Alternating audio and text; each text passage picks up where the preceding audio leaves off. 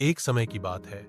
एक गांव में हर दिन सूरज की पहली किरण के साथ ही एक बुजुर्ग व्यक्ति, जिन्हें सब दादाजी कहते थे, अपनी लाठी लेकर सैर पर निकलते।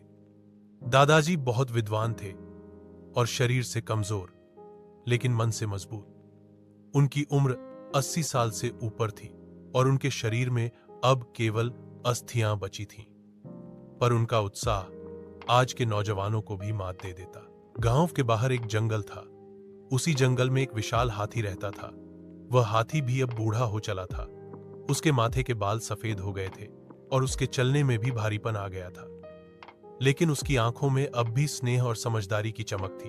हर सुबह दादाजी जंगल के किनारे जाकर उस हाथी से मिलने जाते। वे दोनों चुपचाप बैठते, दादाजी अपनी लाठी के सहारे और हाथी अपने लंबे दांत और सूंड को जमीन पर टिकाए।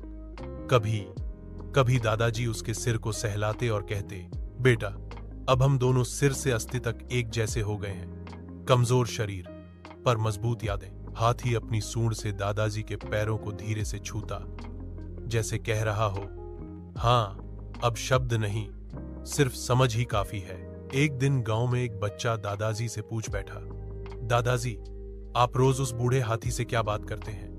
दादाजी मुस्कुराए और बोले, बेटा, जब शरीर सिर से पांव तक हड्डियों का घर बन जाए, तब असली बात चुपचाप आंखों से होती है।